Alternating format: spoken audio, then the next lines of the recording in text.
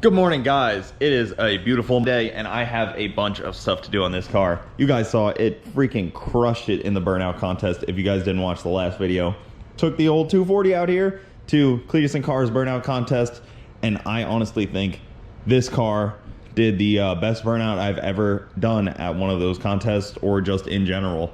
I am really pumped with how well it threw down a good solid burnout.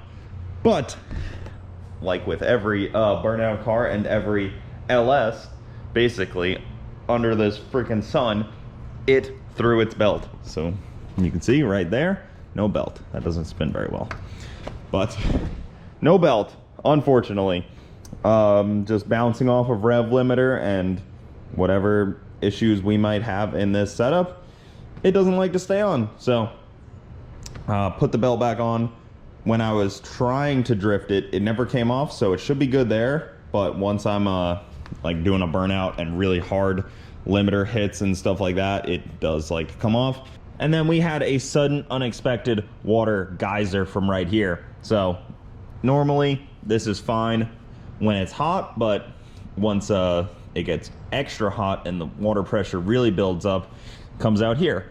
Now I could fix that just by doing all AN lines. It did come out here too, the overflow, but mostly came out right there. But the problem is, in my mind, if I fix that, then when it gets hot like that again, if I lose another belt, the issue is just going to be somewhere else. You know, if it can't come out fast enough through here, which I did drill a hole in it. Some people were saying a vent relief hole. I drilled 2 holes in the overflow. But you know, the failure will come out somewhere else. So realistically, that was perfectly fine. It all just instantly came off onto the windshield and onto the car. So sudden, instant block cooler. That was our only true issue. If the belt would have had stayed on, the car wouldn't have gotten hot. So really the issue is belt, not coolant line. Obviously, I'd like to have one that doesn't have this cut in there, but like I said, I'll just be moving the issue to somewhere else. Another issue I have is not enough crankcase ventilation. So I put this on like last minute right before the burnout contest, something I've had for a while, and it helped a lot. You can see when I start my burnout, it is just plummeting smoke out of here. And as soon as I really wicked up the engine, it all started going in the intake, which is kind of funny to see. You can see it on the camera that I had up there. It was just like going right into the intake. I have this Motion Raceworks one, but these lines aren't big enough. I knew that was an issue, but these valve covers, that's the line that they had, so I just did that and then put that on last minute. So I need more crankcase ventilation. I really like what Hayden did on his car, Meticulous. He went from the valve cover and just did a -16 big fitting on there, which is a really good idea. I like that, but I'm not trying to pull all this apart to do that. So I think I'm just gonna try to take these valve covers off and drill and tap a bigger fitting onto there is my goal. Other than that, just clean it up, because we got a drift practice test and tune in Orlando this weekend and I really want to go. It needs an oil change. It needs new tires on the back. These tires on the front are awesome and grippy and they just fit. Probably technically don't fit, but they fit enough. This side's a little higher, and unfortunately when I put my freaking chunky ass in this seat, it goes down a little bit more, so it's a little tight. And then we got some new tires to test fit on the back, and we'll see what happens. So let's get to it. This thing needs an oil change desperately. You can do an oil change without jacking the car up. I just slid a pan under there, and you can reach everything with this Chair Slayer tube front kit. I definitely don't talk about this enough. This Chair Slayer kit is super awesome. Like, it is just so nice, so like such a clean setup.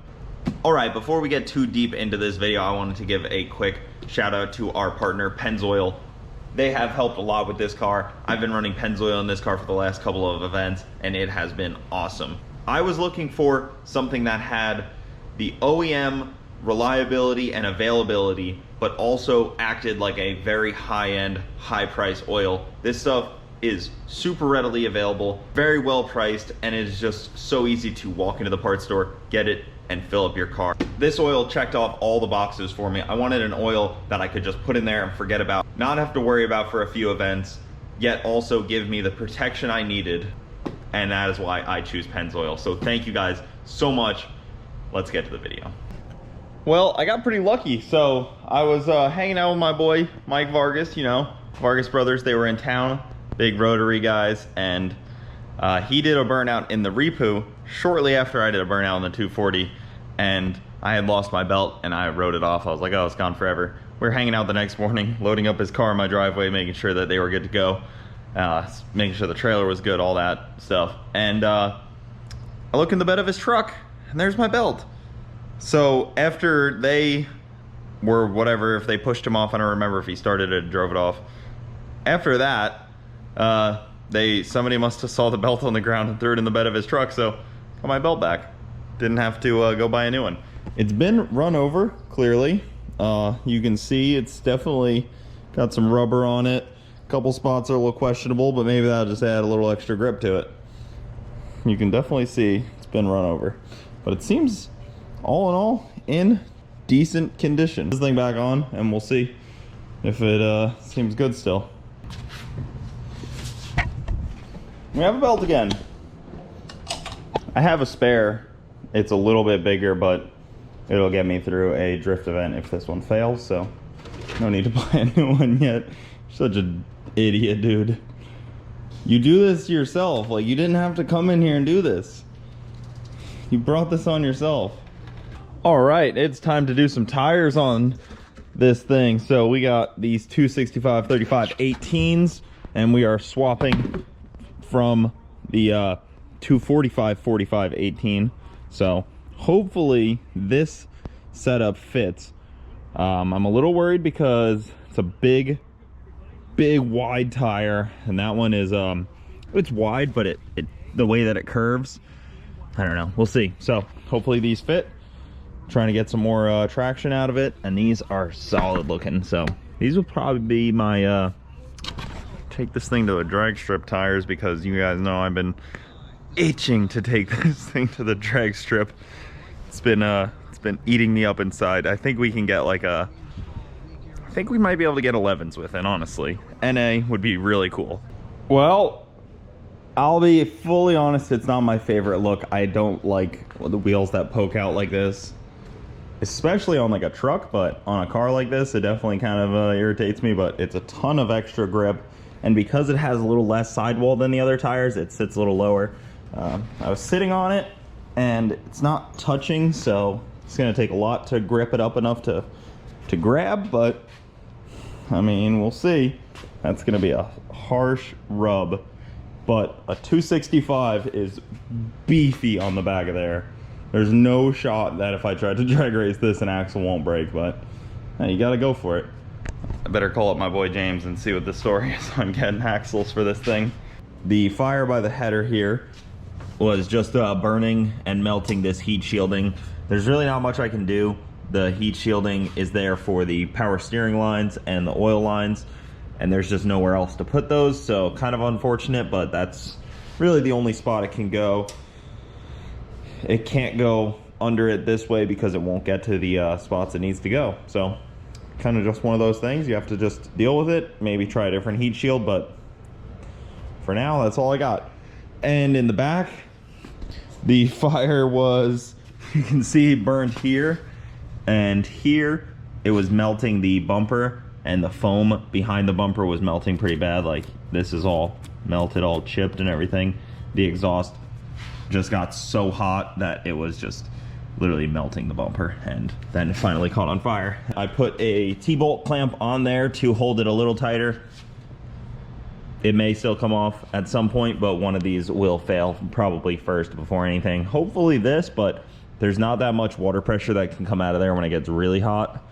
But other than that, the car sounded healthy, but we'll go take it for a drive in a little bit here. Well, this might be a slight issue. It's pretty tight. Yeah, it's actually touching. I mean, it's on coilovers. I could raise it up. It's just gonna be a pain in the butt because these coilovers kind of suck. They're super clapped out. They don't really like to adjust. You know, if there were some new coilovers and I could just adjust them real quick, I wouldn't really mind, but these things, they don't like to adjust.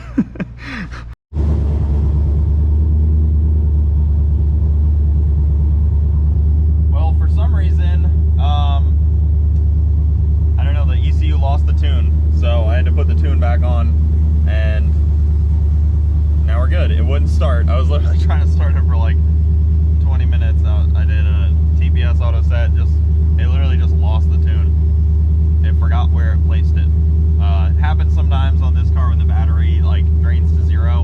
And since I didn't have the alternator, the battery drained down pretty bad. And now it's smoking a bunch, but I think that's just burning off some like residual oil and whatnot.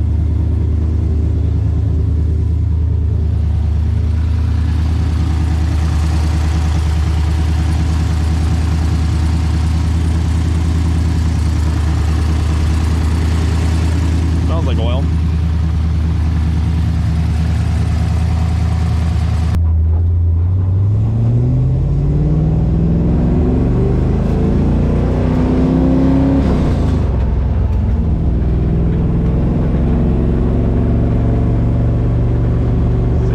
Good. Okay, so it seems like it's in pretty good shape.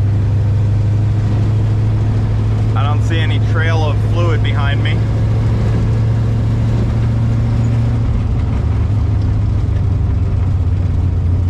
I forgot to turn on my rear brakes. Oops.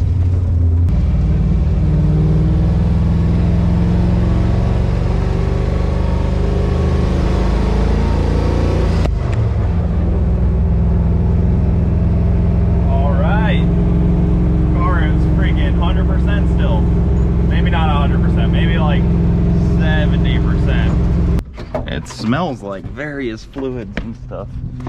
I mean, it definitely rubbed a little. You can see it on the tire. This side's a lot higher, but my chunky ass fit sits in there, so it's to be expected. Looks good.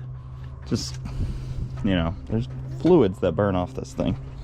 I think one of my brakes might be leaking too.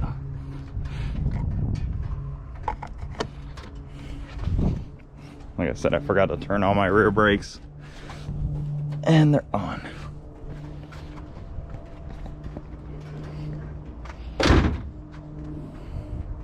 Pretty good. Happy with that. No leaks. Oil filter and cooler stuff looks good.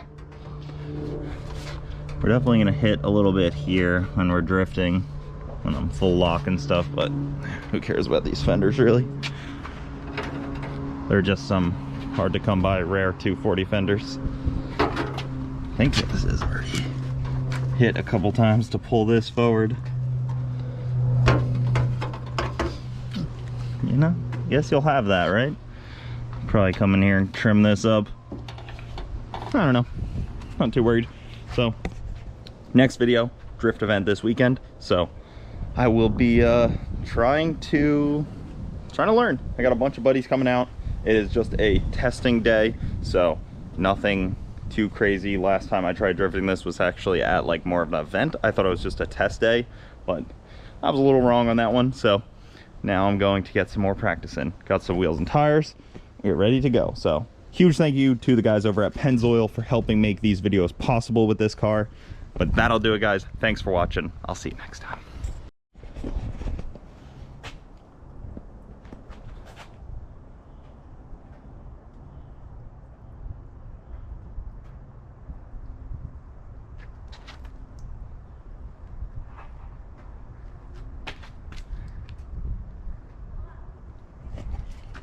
There's your thumbnail of the day.